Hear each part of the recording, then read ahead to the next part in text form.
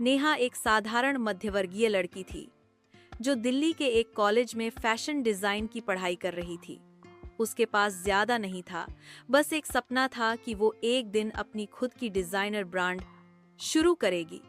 वो अपनी माँ से सीखी हुई सिलाई और पुराने कपड़ों को नया रूप देने की कला से छोटे छोटे डिजाइन बनाती थी और कॉलेज की प्रदर्शनियों में भाग लेती थी। मगर किस्मत ने अचानक करवट ली।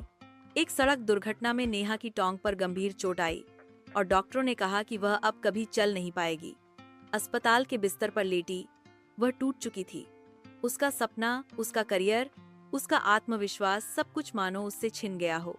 पहले कुछ हफ्ते नेहा ने खुद को कमरे में बंद कर लिया। किसी से बात नहीं करती, खाना नहीं खाती। उसकी माँ हर रोज उसे समझाती, मगर नेहा की आंखों में सिर्फ खालीपन था। एक दिन उसकी माँ ने चुपचाप नेहा की पुरानी ड्राइंग्स और डिजाइन स्केचेस सामने रख दी। फिर धीरे से कहा, बेटा, तुम्हारा सपना अगर चलने से जुड़ा था तो फिर जो लोग देख नहीं सकते वो सपने क्यों देखते हैं। ये बात नेहा के दिल में तीर की तरह चुभी।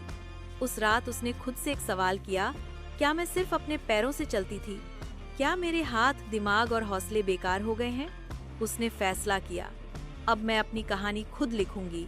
एक व्हील चेयर पर बैठकर ही सही, मगर दुनिया को दिखाऊंगी कि हुनर किसी शरीर का मोहताज नहीं होता। नेहा ने अपने कमरे को छोटा सा वर्कशॉप बना लिया। पुराने कपड़े, फैब्रिक स्क्रैप, बटन, जिप, जो कुछ भी मिल सकता था उससे वह डिजाइन तैयार करती। उसने इंस्टाग्राम पर अपना एक छोटा पेज शुरू किया, रिवाइव बाय नेहा। धीरे धीरे उसके डिजाइन्स लोगों को पसंद आने लगे। एक ऑनलाइन फैशन पेज ने उसके काम को फीचर किया। फिर एक गो ने उसकी मदद से एक प्रदर्शनी आयोजित की। नेहा की व्हीलचेयर पर बैठी मुस्कुराती तस्वीरें सोशल मीडिया पर वायरल हो गईं।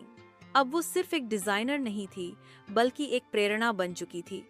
एक साल बाद दिल्ली फैशन वीक में उसे अपने ब्रांड के कलेक्शन के साथ स्टेज पर आमंत्रित किया गया। जैसे ही उसने रैंप पर व्हीलचेयर से एंट्री ली, पूरा हॉल तालियों से गूंज उठा। उसकी माँ की आंखों में आंसू थे, गर्व के, जीत के। प्रेस ने पूछा, नेहा, जब आपके चलने की ताकत चली गई तब आपने हिम्मत कहाँ से पाई?